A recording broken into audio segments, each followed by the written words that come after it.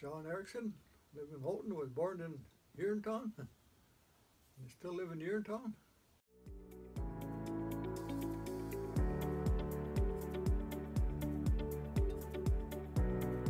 Urinetown, born in 1935, September 12.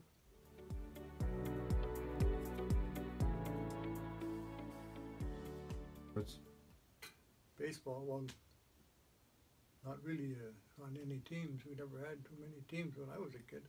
pretty good? We just picked up our own local players. Okay.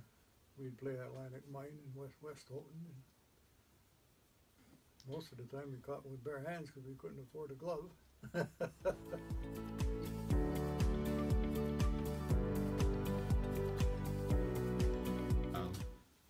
Well, we used to walk down to the Urin Dam. That's down behind Shopco. Swim there and come home and eat, go back again, and play ball. We'd walk to Hancock Beach, walk to Houghton Beach, swimming, hitchhike back and forth.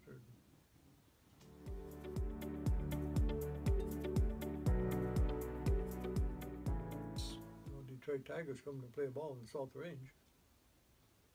I got a ride up there, but I had to walk back home. I walked through Baltic and then down the LC Road, and when I got to the Paradise, or Superior Road, a guy from the New Zero store in Dodgeville picked me up with his truck and gave me a ride to Dodgeville.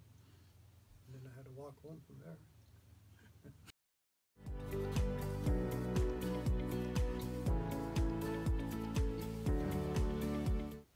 Well, it had an effect on everybody, not only us, yeah. I remember as a kid we used to go right there where that dentist is down from the blinker light here. Mm-hmm. Can't think of the guy's name. But that was just a small little hill. We used to ski right there, and I remember going home and they shut all the lights off.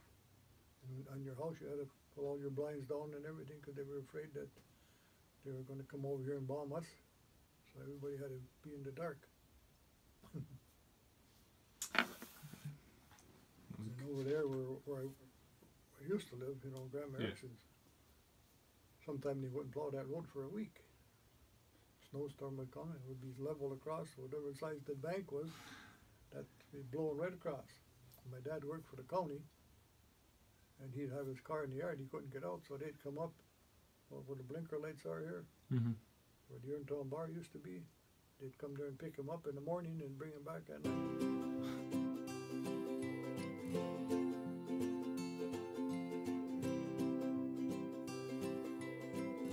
Growing up? Oh yeah, I had 2 brothers and 2 sisters. We all got along good except for the time we fought. Yeah, we all got along good.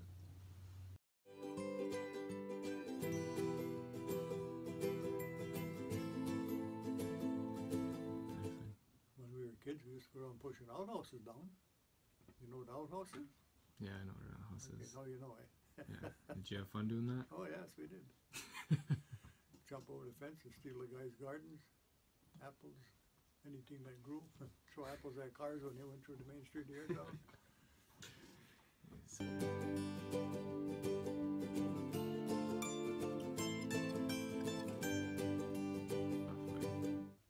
They said that you guys don't have nothing to do, but we never did it. We made our own.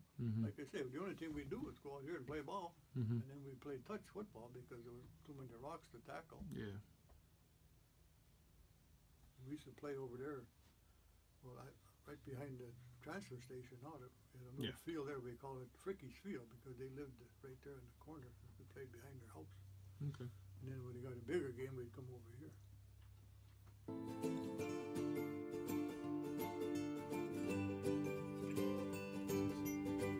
was 16.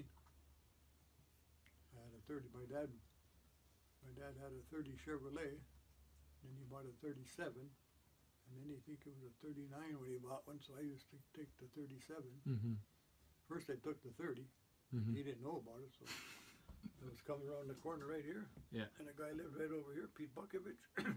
He lived here at the end, but he lived at the next house. And I come to pick up my buddy, used to live in that big house right there. And I come around that corner, and when he had like a half moon driveway. So Yeah. when he came home, he was parked there, and then a lot of times he'd come out this way right here, but this day he backed out. And just I was coming around the corner, he backed out, and I hit him right in the back wheel. He got out hollering and swearing at me. You were going as fast as that old crate would go. I said, this ain't no older crate than that thing you're driving. And he said, you better go home and tell your mom and dad about this too. Well, I never did tell him. No. Did you get away with it? For a long time. Really? And then me and my mother were coming out of where Erickson's Feed is now. There used to be a little small grocery store there. Mm-hmm. And my mom and I were coming out, and he was coming in. And he said, hey, Florence, that's my mother's name. Hey, Florence, by the way, did he ever tell you the time he wrecked my car? No, he never did. His fault more than mine because he pulled right out in front of me. He blamed it on me, you know how that goes. Yeah, classic.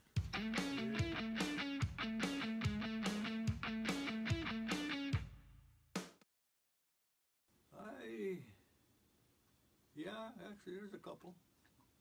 Well, Uncle Eddie used to live right over here. Yeah. We used to play together. And Uncle Billy. And I think most of the other guys are gone. Either moved away or they're dead. Alright. Yeah. There used to be an old school right here where that Andy Koisler, where the trailer is. You see that trailer on the corner? Yeah. They're moving that out of there now. Mm-hmm. There used to be a school right back in there. Really? Oh yeah, Deertown School. It closed. Franco Turbinen worked with us. He said he went to kindergarten there, but I don't remember. It was closed before I could remember anything about it. But we used to go in there and play and smash up everything that we could get our hands on in there. Yeah. They had a big bell on the top, so we'd go in there and ring the bell, and cops would come up and chase us. We'd be hiding way up in the attic, way in the back, and the light would go over our heads. So finally we put a rope over the top of the school. So we'd stand on the ground and ring it. Then we'd run up behind Mike Sertz's house, you know, Mike lived there. Uh-huh. Big pine trees, and then we'd hide in the grass, and they'd be all around looking for in the school. How did we get out of the school? And there was a fire escape in the back, but they had a lock on the back door so you couldn't get out. But No. we used to slide down it as far as the door, then crawl back up. Yeah. We used to jump on the train. The train would come from Dodge, like I was telling you, and go down to where the bus garage is, and then we'd jump on right up here on the road, and then the guys would holler, get off here, you, so on and so forth. Yeah.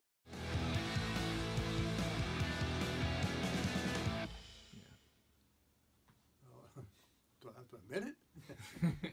Yes, I got a Jody and I got a Jill. And People? Oh, yeah. Even Jody? They took after their mother. Yeah. Oh, yeah. Yeah, they were all good kids. They done their things that I'm hearing about now, but I never heard about then. Except Uncle John, he took your mother's car one time, and he went up to Paulding. You hear the Paulding Light? You ever hear about that? Mm-mm. It's up there. Well, let's see. It's past Bruce's Crossing. It's quite a way down in there. But Wow. somehow, years ago, they had a railroad, I guess, went through there. And I don't know if the conductor got killed but every now and then they'd see a light coming through the bush on the trail. For years, there were big signs up there and everything. People come from all over to want to see that. It was a mystery why that light would be there all the time. But your brother, Uncle John, and I think Tony and whoever he hanged around with, but they took their mother's car and they went up there and they parked to go watch that. And then some other kids came along and squashed him in so he couldn't get their car out. So they picked up the car and they threw it down in the ditch. And then somebody got the license plate, so the cop called your mother. Were you up there in Paulding? No, I'd never been up there. Well, Uncle John was up there. Yeah. And then one time the Coast Guard called me, because Uncle John and Uncle Tony were out sea doing down by Old Hamer Quad by Super 8 there. Mm-hmm. And they had to get off the water before it got dark. Mm-hmm. Well, the Coast Guard was out there and they chased them. And they got their number and they hurry up and ducked in there and somehow by Old Hamer Quad. I get a telephone call from New York. $75 to the Coast Guard. yeah.